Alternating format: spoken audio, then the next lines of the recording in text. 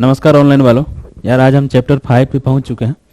Budget. तो हमने पूछा था आप लोग से कि बजट का डेफिनेशन क्या होता है।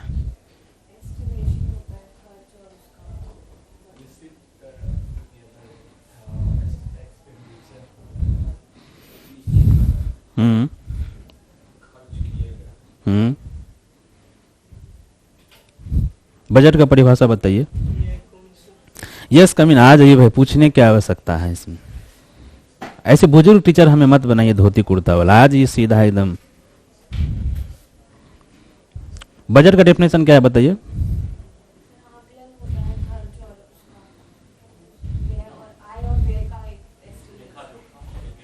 हाँ, निश्चित समय में आय एवं व्यय का लेखा जोखा, ये होना चाहिए। आय एवं व्यय का लेखा जोखा बजट कहलाता है।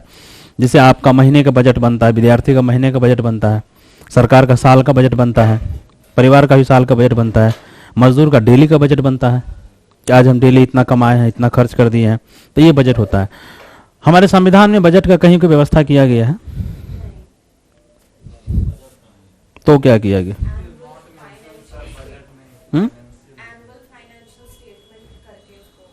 हाँ ठीक है, वार्षिक वित्तीय विवरण, एनुअल फाइनेंशियल स्टेटमेंट, वार्षिक वित्तीय विवरण उसको कहा गया हिंदी में। आर्टिकल 112, ठीक है। ठीक है। उसी के तहत कंटिन्यूशन में आ जाता है मनी बिल, ठीक है, फाइनेंस बिल, विनियोग विधेयक, तीन उसी के साथ कंटिन्यूशन में आता है। कोई बात नहीं, ठीक है। तो इतना तो जानकारी रखे हुए। आइए हम लोग आगे देखते हैं इसमें क्या पढ़ना है। कि हमने इसमें इस चैप्टर में हर एक एक लाइन महत्वपूर्ण है। बहुत कम लाइन हमको ऐसा मिला कि जो इंपॉर्टेंट ना हो, ठीक है, इसीलिए बहुत ध्यान से इसको पढ़ना पड़ेगा। देखिए, हम प्रथम अध्याय में सरकार के परिचय राज्य के रूप में करवाया था, ठीक है। यहाँ लिखा सरकार का परिचय राज्य के रूप में करवाया था। राज्य का डेफिनेशन क्या होता है, स्टेट का डेफिनेशन क्या होता है?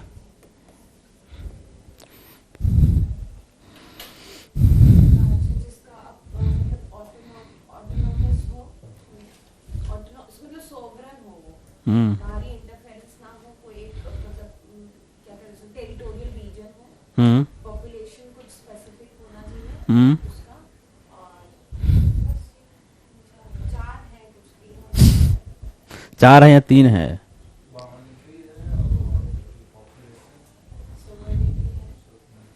Boundary, population and sovereignty. नहीं, बाउंड्री नहीं होता है, एरिया होता है। टेरिटोरियल रीजन होना चाहिए था। बाउंड्री तो सीमा हो गया ना, टेरिटोरियल रीजन थोड़ा सा होना चाहिए था। एक जो आप लोग मिस कर रहे हैं, सरकार, गवर्नमेंट, नॉट गवर्नेंस। अगर सरकार नहीं होगी तो फिर अराजकता फैल जाएगा ना, ठीक है, कोई किसी की बात नहीं सुनेगी ना। तो सरकार होना चाहिए, तो उसको रेगुलेट करने के लिए उसकी अपनी सॉवरेनिटी होनी चाहिए थी, संप्रभुता। कुछ पॉपुलेशन होना चाहिए, अगर पॉपुलेशन नहीं रहेगा तो फिर राज कैसे होगा, ठीक है। और उसकी लैंड होनी चाहिए थी। ये चार है स्टेट के रूप में, ठीक है। अभी तो सरकार होने पर भी दंगा हो जाता है, उत्तराखंड में चल रहा है, नहीं होना चाहिए था, बहुत दुख की बात है। कुछ लोग मर गए, चाहे इधर के मरे, उधर के मरे, हिंदू मरे, मुसलमान मरे, लेकिन अच्छी बात नहीं है। चलिए, हमने कहा था कि निजी क्षेत्र के अतिरिक्त, जो हमने पहले चैप्टर में पढ़ा था, हमने क्या पढ़ा था कि निजी क्षेत्र हमारा इन्वेस्टमेंट करता है, गवर्नमेंट हमारा एक्सपेंडिचर करता है, सरकार वह होती है जो एक महत्वपूर्ण भूमिका निभाती है एक अर्थव्यवस्था जिसमें निजी क्षेत्र तथा सरकारी क्षेत्र दोनों ही, यहाँ पे प्रिंटिंग मिस्टेक हो गई है, मिश्रित अर्थव्यवस्था कहलाती है, ठीक है। हमने कहा था मिश्रित एग्रीकल्चर क्या होता है, पशुपालन और खेती अगर एक साथ हो तो मिश्रित एग्रीकल्चर कहलाता है। ऐसे बहुत से तरीके हैं जिनसे सरकार जीवन के आर्थिक पहलू को प्रभावित करती है, ठीक है। क्या लिखा है? ऐसे बहुत से तरीके हैं जिनसे सरकार जीवन के आर्थिक पहलू को प्रभावित करती है। कोई एक पहलू अगर आप लोग बता पाए। हाँ, ऐसे बहुत से, इसमें लिखा है कि ऐसे बहुत से पहलू हैं जिनसे, ये पीटी और मेंस दोनों में पूछा जा सकता है और कई बार पूछा भी गया है कि ऐसे बहुत से तरीके हैं जिनसे सरकार जीवन के आर्थिक पहलू को प्रभावित करती है। सब्सिडी देके, टैक्स ज्यादा लगा के, टैक्स में छूट देके, ऐसे बहुत सारे तरीके हैं, समझ गए। इस अध्याय में हम केवल उन कार्यों की व्याख्या करेंगे जो सरकारी बजट के माध्यम से किए जाते हैं, ठीक है। तो इससे पहले हम कुछ समझाना चाहते हैं, उसको थोड़ा समझ लीजिए। जैसे हमने कल पढ़ा था कि हमारे यहाँ आरबीआई है, ठीक है। आरबीआई क्या करती है मनी कंट्रोल करने के लिए? सीआरआर या रेपो रेट या रिवर्स रेपो रेट को चेंज करती है, अनचेंज करती है, ठीक है। तो हम यहाँ पे आर लिख देते हैं, रिवर्स रेपो और आरआर रिवर्स रेपो रेट, ठीक है, repo rate reverse repo rate. तो महंगाई कंट्रोल करने के लिए आरबीआई जो है रिवर्स रेपो रेट या रेपो रेट को बढ़ा देती है, सीआरआर बढ़ा देती है, एसएलआर बढ़ा देती है। लेकिन फिर भी अगर आपको ध्यान हो तो जो श्वेत पत्र ब्लैक पत्र हुआ है, इस पर हम डिटेल चर्चा बता देंगे कल, ठीक है। लेकिन अभी क्या होता है ना कि हमारे यहाँ जो आरबीआई ने महंगाई तय किया है वो ये किया है कि 4 + -2 यही होना चाहिए था। ये 2026 तक इसकी मियाद है, 5 साल के लिए, 21 में 26 तक बढ़ाया था। लेकिन ऐसा है कि जो भारत सरकार, वर्तमान सरकार जो है, इसकी 11 महीना में महंगाई 6 से अधिक रही है। पिछले 11 महीना का अगर हम देखें तो जिसको हम लोग खुदरा महंगाई दर कहते हैं, एक थोक होता है, एक सीपीआई होता है, तो वो लगभग 6 से अधिक ही रहा है। तो फिर ऐसा क्यों हो गया कि ऐसा क्यों मतलब हो जाता है? जब आरबीआई को महंगाई कंट्रोल करने के लिए रिस्पॉन्सिबल बनाया गया है तो फिर ऐसा क्यों हो जाता है कि महंगाई दर अधिक हो जाती है? कोई रीजन अगर आप लोग बता पाए तो।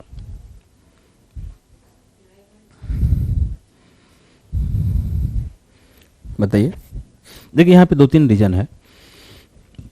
जैसे सरकार है, सरकार राजकोषीय नीति बनाती है, फिस्कल पॉलिसी बनाती है, और आरबीआई मॉनेटरी पॉलिसी बनाती है, ठीक है। दोनों में थोड़ा अंतर देखना पड़ेगा। आरबीआई मॉनेटरी पॉलिसी के द्वारा सीआरआर या आरआर या आरआर इस सबको चेंज कर देता है, लेकिन सरकार फिस्कल पॉलिसी में हो सकता है जनता को अधिक सब्सिडी दे दे, ठीक है। तो क्या होगा, एक तरफ तो आरबीआई चाहता है कि हम पैसा को संक करें मार्केट से, लेकिन सरकार बढ़ा देती है, समझ गए।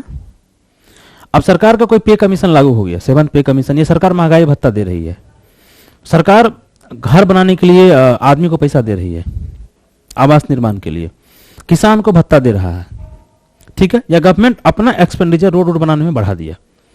तो क्या होगा, एक तरफ आरबीआई जो सोच रहा है कि हम सिंक करें, एक तरफ गवर्नमेंट इन्फ्लुएंस को बढ़ा रही है, पैसा बढ़ा रही है। तो ये समस्या चलते रहता है। इसलिए कभी सुना होगा कि आरबीआई और भारत सरकार के बीच में अक्सर विवाद चलते रहता है, इसी सब को लेकर विवाद चलते रहता है। तो जो महंगाई कंट्रोल करने का तरीका है, तो आरबीआई सिर्फ अपने से नहीं कर सकता। अब भारत सरकार सपोज कीजिए कि टैक्स में ही छूट दे दिया, तो क्या होगा, आदमी के हाथ में पैसा आएगा, आदमी खर्च करेगा। तो एक तो हो गया हमारा डिमांड साइड, पैसा आएगा तो क्या होगा, डिमांड बढ़ जाएगा। और एक हमारा हो गया, अब देखिए जैसे अगर सप्लाई साइड महंगाई कभी हो, देखिए सपोज कीजिए कि सप्लाई साइड कभी महंगाई हो, तो सप्लाई साइड के आरबीआई प्याज आलू नहीं उगा सकता है, वो कितना भी पैसा सिंक करेगा मार्केट से, फिर भी महंगाई बनी ही रहेगी, ठीक। और अभी अगर सुनते होंगे, सरकार अक्सर कहती है कि हाँ महंगाई है, लेकिन कई बार मिनिस्टर को सुने कहता है कि अंतर्राष्ट्रीय कारणों से महंगाई है, क्योंकि अन्य देशों में भी महंगाई, इसलिए हमारे यहाँ महंगाई है, ठीक है। अब जो हमने कल बताया था कि जैसे इंटरनेशनली अभी रूस यूक्रेन का युद्ध चला या इजराइल हमास का युद्ध चला, तो हमारा जो इंटरनेशनल सप्लाई चेन है, जो अन्य देश से हम कुछ कुछ मंगाते हैं और अन्य देश को हम भेजते हैं, तो वो डिस्टर्ब हो गया।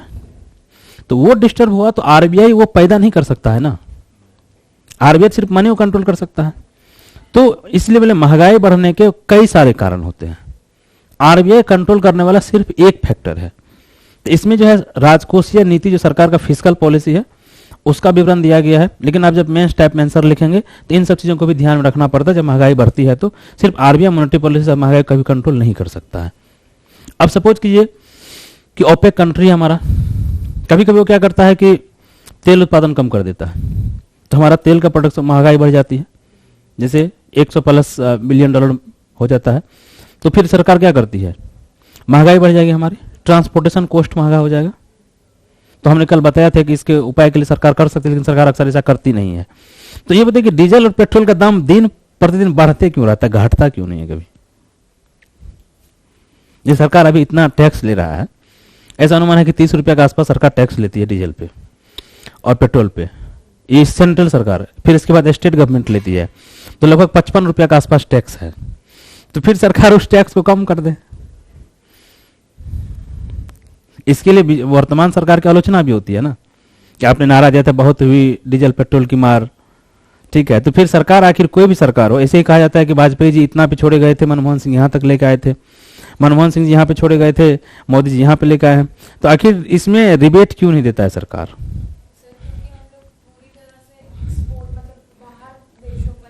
नहीं भाई, वो कारण नहीं है, हम तो टैक्स घटा सकते हैं ना।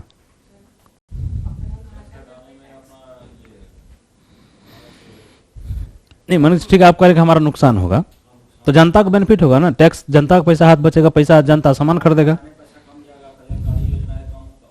हाँ ठीक है, वो एक रीजन है। नहीं नहीं ठीक है, वो जो कह रहे हैं आप वो रीजन है, हम मान गए। लेकिन दूसरा इसका काउंटर तर्क ये भी तो है कि सपोज कीजिए अगर कि डीजल पेट्रोल का दाम कम होगा, ट्रांसपोर्टेशन चार्ज कम होगा, तो सामान सस्ती होगी, लोगों के हाथ में पैसा होगा, तो लोग अधिक सामान खरीदेंगे। तो देखिए बात वो दूसरा रीजन क्या है ना कि डीजल और पेट्रोल पर छूट तो दिया जा सकता है, लेकिन जब सरकार अगर दाम बढ़ा देगी एक बार में 5 रुपये, कभी नहीं देखे होंगे कि सरकार एक बार में 5 रुपये डीजल का दाम बढ़ाई हो। 50 पैसा 1 रुपया बढ़ता है, हाहाकार मच जाता है देश में। इसीलिए सरकार का पॉलिसी होता है कि इतना छूट मत दो, कभी अगर बढ़ाने की जरूरत पड़े तो बढ़ ना पाए। सपोज कि सरकार कह दी कि हम 10 रुपया कम कर देते हैं, लेकिन अगर जरूरत पड़े सरकार 10 रुपया कभी नहीं बढ़ा सकती डीजल पेट्रोल पे, वो सरकार गिर जाएगी। हाँ वो तो इंटरनेशनल मार्केट से जोड़ दिया है, ठीक है। नहीं लेकिन देखिए वो ठीक है, लेकिन सरकार अभी भी इन्फ्लुएंस करती है, क्योंकि देखेंगे चुनाव के समय में डीजल पेट्रोल का दाम कम हो जाता है, तो वो एक है कि अंतर्राष्ट्रीय मार्केट से हमारा तय होता है, लेकिन सरकार इन्फ्लुएंस करती है। लेकिन सरकार अगर इतना इन्फ्लुएंस करके 5-10 रुपया अगर प्रॉफिट कम कर दे अपना, तो बाद में वो इतना एक साथ बढ़ा नहीं सकती है। तो ये बहुत बड़ा रीजन है, कोई भी सरकार इस दिशा में कितना भी आलोचना हो जाए वो रिस्क लेना नहीं चाहता है। इसलिए देखे होंगे कि बढ़ता है कितना, 25 पैसा, 50 पैसा, मैक्सिमम 1 रुपया। डीजल पेट्रोल भी इतना बढ़ता है, इससे अधिक नहीं बढ़ता है। तो ये रीजन है, ठीक है। समझ गए, एक तरफ हमारा मॉनेटरी पॉलिसी होता है, एक तरफ हमारा फिस्कल पॉलिसी होता है। दोनों महंगाई को कैसे प्रभावित करता है। अब सपोज कि आरबीआई अगर कुछ ना भी करे तो सरकार चाहे तो फिस्कल पॉलिसी से महंगाई कंट्रोल कर सकती है। क्यों? वो सब्सिडी कम कर देगा, वो टैक्स बढ़ा देगा जनता पे, हो सकता है ना। तो इससे क्या होगा, ऑटोमेटिक महंगाई कम हो जाएगी। तो दोनों चीज फिस्कल पॉलिसी और मॉनेटरी पॉलिसी जुड़ा हुआ, वही हम बता रहे थे कि कैसे जुड़ा हुआ है और कैसे एक दूसरे को प्रभावित भी करता है, सकारात्मक रूप से भी और नकारात्मक रूप से भी। तो चलिए हम लोग आगे अब देखते हैं। यहाँ पे लिखा है इस अध्याय में हम सरकारी बजट के अवयवों को प्रस्तुत करेंगे ताकि सरकारी आगम के स्रोत, आगम स्रोत क्या हुआ, टैक्स, आने वाला सिंपल हो गया, तथा सरकारी व्यय की विधियों के को समझा जा सके। हम संतुलित अधिक और घाटे की बजट की व्याख्या करेंगे। संतुलित मतलब क्या कि हमारा आय और व्यय दोनों बराबर है। अधिक का मतलब क्या हुआ, आय अधिक हो गया, व्यय कम हो गया। और अधिक घाटे का बजट मतलब तो जान ही रहे, सबको बताने वाला चीज है नहीं, ताकि व्यय कुल आय में अंतर स्पष्ट किया जा सके। हम यहाँ विशेष रूप से बजट के घाटों के प्रकार, जैसे कितने पर बजटीय घाटा होता है, प्रभावी राजस्व घाटा होता है, राजकोषीय घाटा होता है, उनके निहितार्थ मतलब उसका क्या इंपोर्टेंस है तथा इन्हें नियंत्रित रखने उपायों की व्याख्या करेंगे। राजकोषीय निधि तथा गुणक की सरल व्याख्या करता है। सरकार द्वारा निभाई गई भूमिका का इसके घाटों के लिए भी निहितार्थ है जो आगे सरकारी ऋण को प्रभावित करते हैं। अगर आपका घाटा अधिक होगा तो क्या होगा, ऋण आपके ऊपर बढ़ जाएगा। यह अध्याय सार्वजनिक ऋण के विश्लेषण के साथ समाप्त हो जाता है। तो हमारा सवाल है कि बजट में हम जो डाटा लेते हैं तो कितने साल का डाटा लेते हैं, बताइए। बजट में कितने साल का डाटा लेते हैं? 3 साल का डाटा होता है बजट में। बजट में 3 साल का डाटा होता है। क्योंकि क्यों, देखिए इसे हमारा बजट 1 फरवरी को पेश किया गया, ठीक है। तो 1 फरवरी को जब बजट पेश किया गया, तो अगर हम इस साल की बात करें, 2023 की बात करें, तो 2023 का जो हमें है वो इसी साल तक का डाटा हमको मिलेगा ना। फरवरी मार्च तो बच जाएगा, लेकिन फिस्कल ईयर हमारा जो है वो 1 अप्रैल से 31 मार्च होता है। तो फिर अगले साल जो बजट पेश होगा तो ये 2 महीना का डाटा वहां रखना पड़ेगा ना। तो 2 महीना का एक हो गया, एक वो पूरा साल का हो गया, और एक फिर अगले साल क्या करेंगे, ठीक है। तो 3 साल का बजट में जो है डाटा लिया जाता है। चलिए यहाँ पे भी लिखा हुआ है आर्टिकल 112 हमारा वार्षिक वित्तीय विवरण दिया हुआ है। तो संविधान की धारा 112 के अनुसार हर वित्तीय वर्ष 1 अप्रैल से 31 मार्च तक अनुमानित प्राप्तियों तथा खर्चों का ब्यौरा संसद में पेश करने की संवैधानिक कर्तव्य है। कई बार पीटी में इस तरह क्वेश्चन पूछा जाता है कि मत देना किस तरह का अधिकार है। अगर यूपीएससी में क्वेश्चन में पूछा गया था कि जो आप मतदान करते हैं तो मतदान करना संवैधानिक अधिकार है कि वैधानिक अधिकार है? मतदान करना वैधानिक अधिकार है, लीगल राइट्स, ठीक है। उसी तरह यहाँ देखिए क्या लिखा हुआ है कि ये संवैधानिक कर्तव्य है सरकार का। बजट पेश करना हो सकता है कभी देखिए ये वैधानिक है, संवैधानिक है, ठीक है। तो संविधान 112 के अनुसार ये खर्च और का पेश करना सरकार का संवैधानिक कर्तव्य है। यह वार्षिक वित्तीय ब्यौरा सरकार का मुख्य बजट संबंधी घोषणा पत्र होता है। हालांकि बजट घोषणा पत्र का संबंध एक ही वित्तीय वर्ष के लिए होता है, लेकिन इसका प्रभाव आने वाले कई सालों तक पड़ता है। जैसे क्या हुआ कि हम ये घोषणा की कि हम इस साल जो है इतना रुपया खर्च करेंगे, इतना रेल चलाएंगे, इतना हॉस्पिटल बनाएंगे, यही होता है। लेकिन यही बोला कि प्रभाव उसका क्या होता है, कई सालों तक होता है। जैसे हमारा 1991 का बजट था, 91 में क्या किया, एलपीजी किया, तो प्रभाव अभी तक चल रहा है, एक बेस्ट एग्जांपल है। अतः दो तरह के खाते वित्तीय वर्ष से संबंधित, उन्हें केवल राजस्व खाते में शामिल किया था, जिन्हें राजस्व बजट भी कहते हैं, जिनका संबंध सरकार की संपत्ति तथा देनदारियों से होता है, जबकि पूंजीगत बजट भी कहा जाता है। खातों के समझने के लिए सरकार के बजट के उद्देश्य को समझना महत्वपूर्ण है। तो एक हो गया क्या हमारा पूंजीगत, एक हो गया राजस्व। दो तरह का खर्चा होता है, दो तरह का इनकम होता है। चलिए आगे हम लोग देखें कि क्या है सरकारी बजट के उद्देश्य। तो ऐसे अगर पूछा जाए सरकारी बजट का क्या उद्देश्य हो सकता है, यहां भी लिखा हुआ सरकार बजट ही बनाती क्यों है। जन कल्याण भी हो गया। दूसरी बात, अगर बजट नहीं बनाएगी तो असमानता हो जाएगा बहुत अधिक। सरकार क्या करता है, अधिक आदमी से पैसा लेकर गरीब आदमी बांटती है, ठीक है, सुविधाएं देती है। तो वही है कि सरकार जन कल्याण बढ़ाने में बहुत महत्वपूर्ण भूमिका निभाती है। इसके लिए सरकार अर्थव्यवस्था में अनेक प्रकार से हस्तक्षेप करती है। तो अनेक प्रकार से हस्तक्षेप समझ गए, राजकोषीय नीति के द्वारा, सब्सिडी के द्वारा, टैक्स बढ़ा के, टैक्स घटा के, सरकार के हस्तक्षेप करने के कई सारे तरीके हैं। अब यह कि सरकार निश्चित वस्तुओं तथा सेवाओं को उपलब्ध कराती है जिन्हें बाजार तंत्र के द्वारा नहीं करवाया जा सकता है। कुछ ऐसी सुरक्षा सेवाएं हैं जो बाजार उपलब्ध नहीं करा सकती है। बताइए ऐसा कोई सेवा हो जो इसको बाजार उपलब्ध नहीं करा सकता है। पढ़ लिए भाई, राष्ट्रीय सुरक्षा बाजार नहीं उपलब्ध करा सकता है। जैसे हमारा प्राइवेट थाना नहीं हो सकता है ना, प्राइवेट थाना हो जाए तो क्या होगा, कुछ ही लोगों का फायदे काम चलेगा। सही बात, वही कहा कि जैसे देखिए एजुकेशन है, हेल्थ है, तो प्राइवेट सेक्टर उपलब्ध करा रहा है, हमारे खाने की वस्तुएं उपलब्ध करा रहा है, ठीक है, सरकार भी उपलब्ध करा रही है। बट ये जो है हमारा कुछ चीजें ऐसी है जिसको कि उपलब्ध नहीं करा सकता प्राइवेट सेक्टर, जिसमें कि राष्ट्रीय सुरक्षा सबसे महत्वपूर्ण है। सड़कें, सरकारी प्रशासन, अब यहाँ पे कहता है सार्वजनिक वस्तुएं, ठीक है, सार्वजनिक वस्तुएं, इसको इंग्लिश में क्या कहेंगे, ठीक है, पब्लिक गुड्स। तो पब्लिक गुड्स क्या होता है,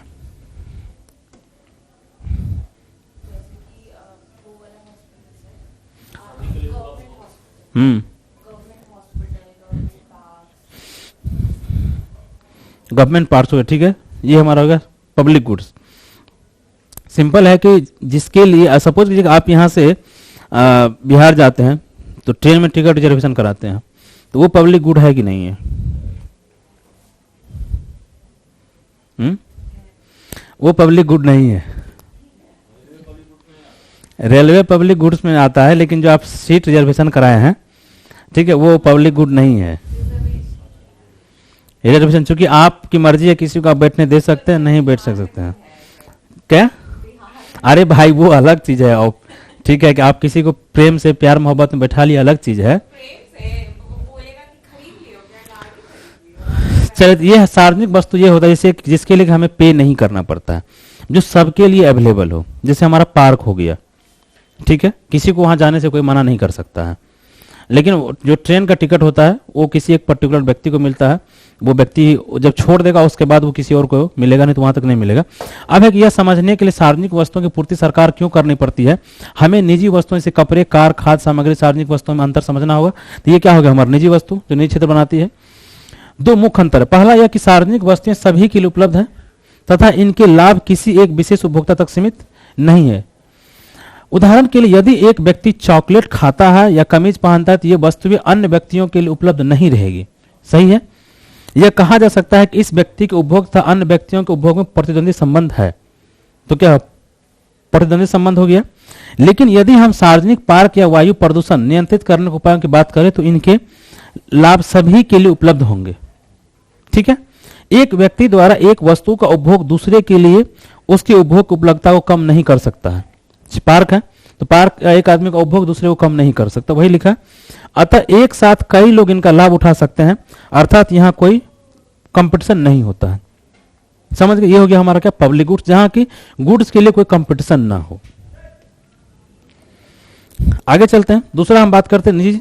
तो निजी वस्तु के संदर्भ में जो व्यक्ति वस्तुओं के लिए भुगतान नहीं करता है उसे इनका लाभ उठाने से वंचित किया जा सकता है। ठीक, उदाहरण, यदि आप टिकट न खरीदें तो आपको सिनेमा घर में फिल्म देखने की अनुमति नहीं मिलेगी।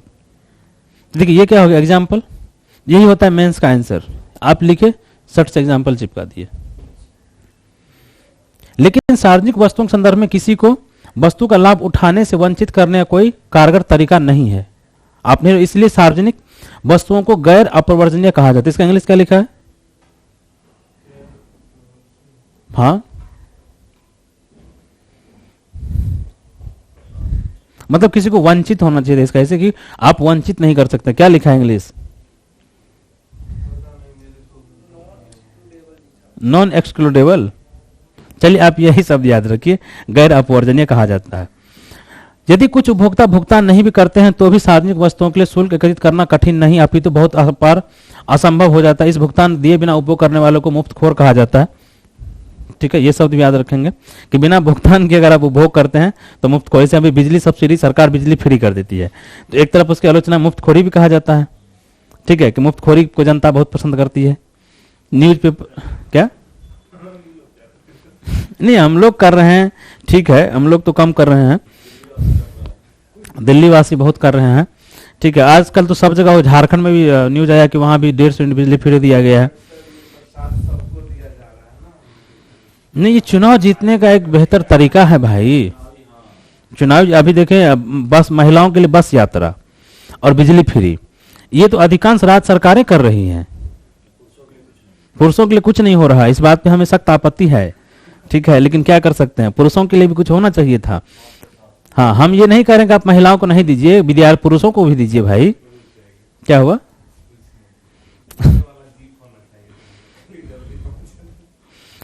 नहीं, मतलब पुरुषों के लिए भी व्यवस्था हो कि फ्री, उसके लिए बस हो, मेट्रो हो कम से कम।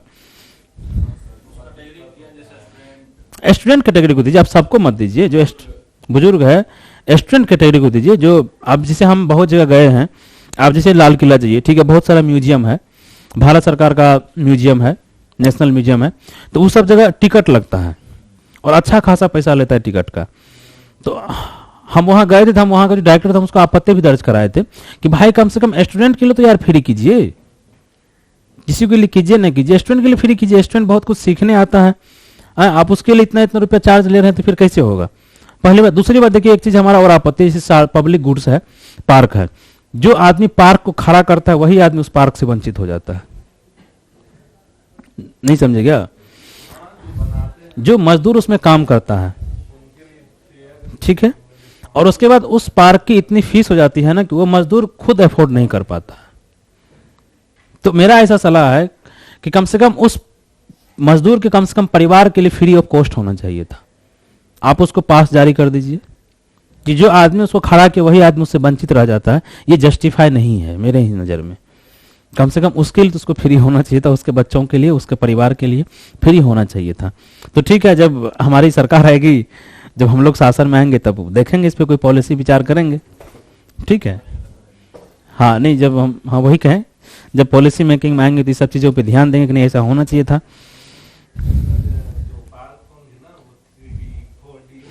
नहीं, 3D हो जाए या 4D हो जाए, कुछ जो भी डी हो जाए, पार्क तो रहेगा ना, पार्क रहेंगे। ठीक है, चलिए। उपभोक्ता ऐच्छिक रूप से उन चीजों के लिए भुगतान नहीं करेंगे जिन्हें वे मुफ्त में प्राप्त कर सकते हैं। ठीक है, अब आता है हमारा कि सार्वजनिक प्रावधान तथा सार्वजनिक उत्पादन में अंतर होता है। वस्तुओं के सार्वजनिक क्षेत्र का अभिप्राय है कि इनका वित्त पोषण बजट के द्वारा होता है। ठीक है, सार्वजनिक मतलब क्या? बजट के द्वारा होता है तथा बिना कोई प्रत्यक्ष भुगतान किए इनका उपयोग किया जा सकता है। सार्वजनिक वस्तुओं का उत्पादन निजी क्षेत्र के द्वारा या सरकार के द्वारा किया जा सकता है। जब वस्तुओं का उत्पादन सीधे सरकार द्वारा किया जाता है तो इसे सार्वजनिक उत्पादन कहा जाता है, और सरकार द्वारा सार्वजनिक वस्तुओं का आपूर्ति को आवंटन कार्य कहा जाता है। ठीक है, इसमें कोई समझने वाली बात नहीं है। अब हमारा सरकारी बजट का पुनः आवंटन कार्य। तो सरकारी बजट का पुनः आवंटन का मतलब क्या हुआ? अरे कोई सोचेंगे आवंटन का मतलब फिर पुनः आवंटन, एक बार आवंटन किए पुनः आवंटन करना पड़ा।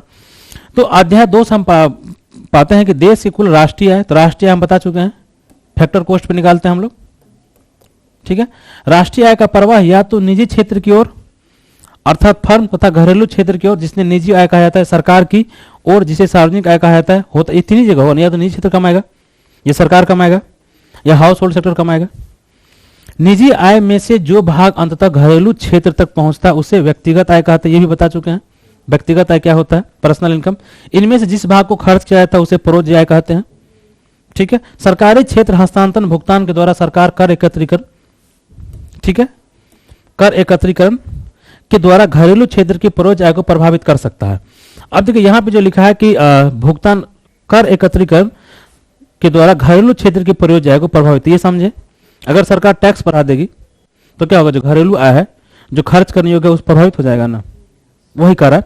इस प्रकार सरकार आय के वितरण को परिवर्तित कर सकती है।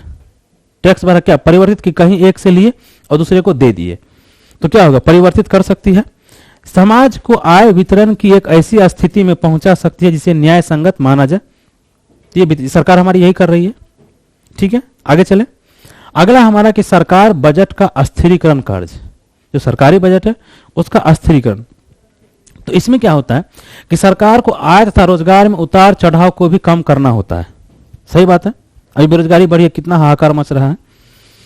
अर्थव्यवस्था में रोजगार का तथा कीमतों का स्तर कुल मांग पर निर्भर करता है। इस लाइन को समझे, इस मेंस के लिए बहुत इंपॉर्टेंट लाइन, नहीं समझने की दिक्कत हो जाएगा। रोजगार तथा कीमत का स्तर कुल मांग पर निर्भर करता है। कुल मांग अगर मार्केट में अधिक रहेगा तो क्या करेगा, कंपनियां उत्पादन करेगी तो लोगों को रोजगार मिलेगा, मिलेगा ना।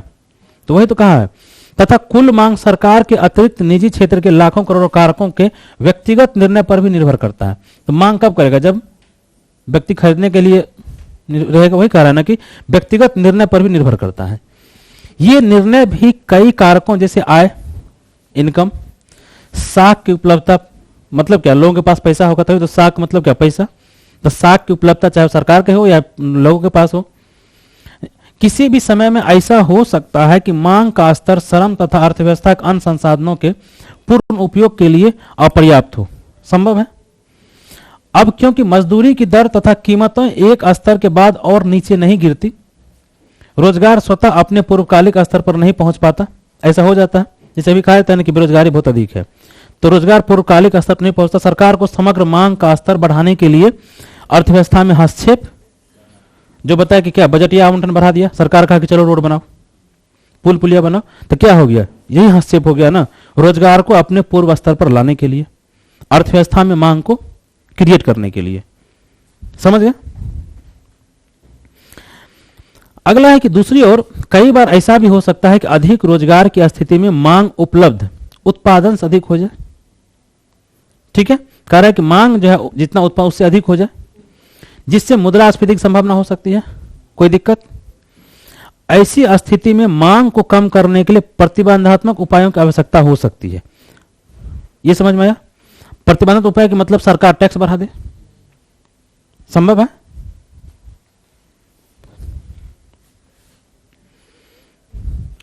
सरकार का हस्तक्षेप चाहे वह मांग का विस्तार करने के लिए हो अथवा इसे कम करने के लिए अस्थिरीकरण का कार्य कहा जाता है, स्टेबलाइजेशन। तो सरकार का अस्थिरीकरण का कार्य क्या हुआ कि जैसे अगर अर्थव्यवस्था में उथल पुथल चल रही है तो सरकार सोचती है कि अपने स्तर से अर्थव्यवस्था में उसको कंट्रोल करे, चाहे डिमांड नहीं तो हम डिमांड क्रिएट करें, रोजगार क्रिएट करें। इन्फ्लेशन हो गया तो उसको कम करने का प्रयास करें। इसलिए सरकार क्या करती है, अगर देखिए अगर महंगाई बढ़ जाती है तो सरकार क्या करती है, इंपोर्ट पे बैन लगा देती है, एक्सपोर्ट पे बैन लगा देती है। सरकार अक्सर करते रहती है। तो क्या होगा, ये सब काम तो आरबीआई नहीं कर सकता है ना।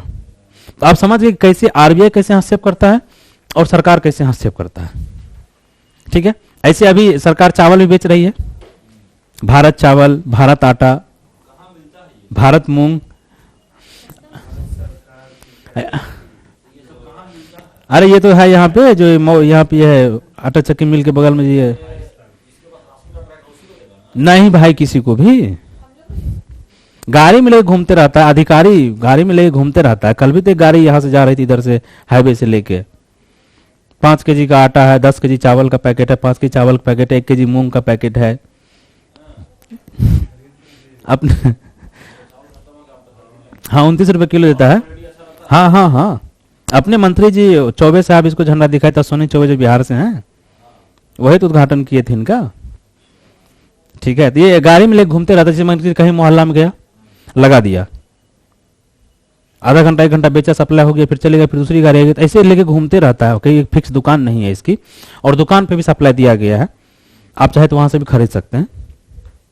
ठीक है, तो ये है सरकार। लेकिन अब यहाँ पे ये बात है कि सरकार एक तरफ कह रही है कि सरकार का ये सब काम नहीं है, सरकार हर चीज को निजीकरण कर रही है। और एक तरफ सरकार दाल चावल बेच रही है। नहीं नहीं, ये सही है, कल्याणकारी कार्य रोजगार देने से भी होता है। सरकारी नौकरी दीजिए, लोगों को रोजगार में दीजिए, लोग अगर पैसा कमाएंगे खुद ब खुद अपना कल्याण कर लेंगे। नहीं, ठीक ठीक है। तो ये सरकार का यहाँ पे विरोधाभासी बात है, विरोधाभासी बात है। नहीं नहीं, परमानेंट जॉब नहीं दे सकती है, ये बात बिल्कुल जायज है। लेकिन इकोनॉमी में अगर मान के चले कि पब्लिक सेक्टर के बजाय प्राइवेट सेक्टर ही परफॉर्म करेगा, तो किसी को सफाई कर्मी का जॉब मिलेगा, किसी को लेबर का जॉब मिलेगा, किसी को मिस्त्री का जॉब मिलेगा, कुछ ना कुछ मिलेगा ना, किसी को बिजली मिस्त्री का जॉब मिलेगा। तो जॉब मिलेगा तो खुद उनकी इनकम बढ़ जाएगी, तो चीज़ें ठीक हो जाएगी। लेकिन सरकार की एक तरफ तर्क है कि सरकार को ये सब काम नहीं करना चाहिए, सब चीज़ निजी क्षेत्र को दे रहे हैं। एक तरफ सरकार चावल दाल बेच रही है, तो ये विरोधाभासी बात है, ये नहीं होना चाहिए था। लेकिन ठीक है, सरकार है, वो कुछ भी कर सकती है। हाँ, ये बात सही है कि अभी चुनाव का टाइम है, सरकार अभी खजाना पिटारा खोल भी सकती है। बिल्कुल, बिल्कुल बिल्कुल। चलिए, अब हम लोग यहाँ पे बात करते हैं प्राप्तियों का वर्गीकरण। हमने देखा इससे पहले कि सरकार क्या क्या कर रही है। यहाँ पे एक फिगर है, इसको देख लीजिए। ये हमारा हो गया सरकारी बजट, ठीक है। तो बजट तो इसको किताब में होगा ही। तो हमारा क्या, राजस्व बजट और पूंजीगत बजट दो हो गया। तो राजस्व मतलब क्या, एक तरफ होगा हमारा राजस्व प्राप्तियां और राजस्व व्यय, क्योंकि बजट का मतलब हमने बताया क्या, आय और व्यय का विवरण। फिर पूंजीगत बजट में खर्चा, तो पूंजीगत खर्च और पूंजीगत प्राप्तियां दो। अब देखिए, जो हमारा राजस्व है, ये जो हमारा राजस्व प्राप्तियां है, ये कर से प्राप्त होता है और गैर कर से प्राप्त होता है। एक हमारा क्या, हम जो टैक्स लगाती है सरकार, और दूसरा जो टैक्स का अतिरिक्त आता है। राजस्व व्यय क्या होता है, एक होता है योजनागत राजस्व व्यय, जो सरकार की योजना है जिसके लिए व्यय करना पड़ता है। एक हुआ गैर योजनागत राजस्व व्यय, ठीक है। अगला हमारा क्या है, पूंजीगत व्यय में, तो पूंजीगत व्यय में योजनागत पूंजीगत व्यय और गैर योजनागत पूंजीगत व्यय, ठीक है। तो ये समझ गए। अब इसमें देखिए, जैसे यहाँ पे एक है कर राजस्व, तो समझिए गैर कर राजस्व में क्या होता है। जैसे यहाँ पे लिखा हुआ है, तो राजस्व बजट समझ गए, तो राजस्व व्यय समझ गए। पहले इसको देखिए, राजस्व प्राप्ति समझ गए। तो प्राप्ति में एक तो है सरकार टैक्स से पैसा कमा ली, दूसरा यहाँ पे लिखा है गैर टैक्स यानी नॉन रेवेन्यू, ये जो हमारा है। तो ये क्या हो, यहाँ पे प्राप्ति लिखना चाहिए था, बेसिकली गलती से व्यय लिख दिया है। गैर कर राजस्व प्राप्ति यहाँ होना चाहिए, क्योंकि यहाँ दोनों जगह से ही लिखा गया। तो ये यहाँ पे जो है, तो ये कौन सा होगा, गैर कर राजस्व प्राप्ति कौन सा होगा। नहीं, एफडीआई नहीं होता है भाई। नहीं, इसी गैर कर में ये होता है, सरकार समझ लीजिए किसी को ऋण दिया है, वो ब्याज दे रहा है। जिस सरकार श्रीलंका को या राज्य सरकार को कर्ज दिया, वो ब्याज दे रहा है, ये क्या है, गैर कर राजस्व हो गया। आरबीआई सरकार ने लाभांश ले लिया, ये क्या है, गैर कर राजस्व हो गया, ठीक है। जैसे सरकार का ओएनजीसी है हमारा चलता है, ओएनजीसी कुछ लाभांश कमाया, सरकार को दिया, तो सरकार जो लाभांश कमाती है, हाँ डोनेशन भी आ जाएगा इसमें। जैसे डब्ल्यूटीओ के द्वारा या आईएमएफ के द्वारा भारत सरकार को डोनेशन मिला, यूनिसेफ के द्वारा, तो ये सब आता है गैर कर राजस्व में। जैसे सरकार सपोज किसी से रेलवे टिकट पे सरकार ज्यादा पैसा नहीं कमाती है, लेकिन माल भाड़ा सरकार पैसा कमाती है, तो कोई टैक्स नहीं, वो सरकार का बेनिफिट है। जिस सरकार योजना बुक बेचती है, कुरुक्षेत्र का बुक निकालती है, मैगजीन, ये योजना मैगजीन ये सब बना के बेचती है, तो सरकार बेचती है ना वो। तो 1 ही रुपया अगर फायदा हो तो वो सरकार को फायदा हुआ ना। तो ये है गैर कर राजस्व, ठीक है। और कर राजस्व मतलब जो सरकार टैक्स लगा, देख हमारा GST, income tax, custom duty, ठीक है, जहां सरकार को पैसा आता है। दो हो गया। अब यहाँ पर हमारा राजस्व व्यय, राजस्व व्यय क्या होता है, एक होता है योजनागत व्यय, एक होता है गैर योजनागत व्यय। तो एक तो हो गया कि फिक्स जैसे पेंशन उनसन आदमी को देना पड़ेगा, तनख्वाह उनका देना पड़ेगा, ठीक है। एक है कभी कभी कोई स्कीम सरकार को शुरू करना पड़ जाता है, ठीक है, ये हो गया। फिर इसे पूंजीगत प्राप्ति, तो जो पूंजीगत प्राप्ति होता है इसमें आता है एफडीआई, ठीक है। पूंजीगत प्राप्ति में आता है एफडीआई, सरकार किसी अन्य देश से ऋण ले लिया या सरकार अपनी कंपनी को बेच लिया। जैसे अभी चलता है कि एलआईसी बेच लिया, ये बेच लिया, वो बेच लिया, तो अगर सरकार बेच के अपना पैसा निकालती है तो वो होता है पूंजीगत प्राप्ति। और पूंजीगत व्यय होता है हमारा योजनागत पूंजी व्यय और गैर योजनागत पूंजी। एक हमारा क्या योजना बना हुआ है कि हमको हॉस्पिटल बनाना है, स्कूल बनाना है। एक हो गया गैर योजनागत, कैसा कोई योजना नहीं था लेकिन ऐसी डिमांड पे कुछ बनाना पड़ गया, ठीक है। तो ये हो गया हमारा गैर योजनागत पूंजीगत व्यय, समझ गए। तो पूंजीगत व्यय वो होता है कि जो चीज आप बनाते हैं भविष्य में उसका आपको लाभ मिले। इसे स्कूल बनाएंगे तो आपको लाभ मिलेगा, एसेट आपको रोड बनाए, इंफ्रास्ट्रक्चर डेवलपमेंट करे, तो वो होता है पूंजीगत व्यय। अब जैसे यहाँ पे देखिए, यहाँ पे एक अंतर आता है। जैसे डिफेंस हमारा, तो अक्सर क्या कर जाता है, डिफेंस को राजस्व व्यय में रख दिया जाता है, डिफेंस को राजस्व व्यय में रख दिया जाता है पहले तक। लेकिन इसमें थोड़ा चेंजिंग किया, चेंजिंग क्या है कि डिफेंस में सपोज कीजिए कि हम कोई सरकार जो ऑर्डिनेंस फैक्ट्री लगाती है, ठीक है, तो ऑर्डिनेंस फैक्ट्री अगर लगाए तो वो फिर पूंजी हो गया ना, आने वाले टाइम तक लोगों को रोजगार देगा। और भारत सरकार कुछ रक्षा का सामान निर्यात भी तो अब करने लगी है, तो वो क्या होगा हमारा, फिर पूंजीगत व्यय हो गया। तो वो जो है रक्षा वाला हमारा दोनों सेक्टर में आता है, पूंजीगत में भी आता है और राजस्व में भी आता है, ठीक है। तो उसको ध्यान रखें, कई बार पीटी में कंफ्यूजन के लिए दे देता है, तो आदमी राजस्व व्यय मार के चले आता है, लेकिन नहीं, वो दोनों व्यय है, पूंजीगत व्यय भी है और राजस्व व्यय भी है, ठीक है। तो ये समझ गए। थोड़ा सा यहाँ सब हम लोग पहले देखते हैं कि यहाँ पे क्या क्या दिया हुआ है, फिर प्राप्तियों का वर्गीकरण, ठीक। तो चलिए ऑनलाइन वाले धन्यवाद, इससे अधिक सेवा हम आपका फ्री में नहीं कर सकते हैं, ठीक है। Thank you.